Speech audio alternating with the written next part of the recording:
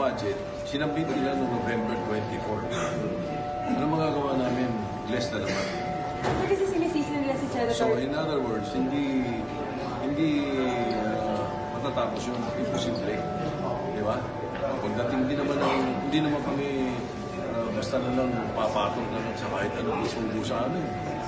So pagdating ng January, tinapos namin yung calculation. Pagdating ng February, tinapos namin ng mga tamang pagmamadali pa yung ginawa namin ngayon. And then, in-approve namin. And then, nag-buy kami.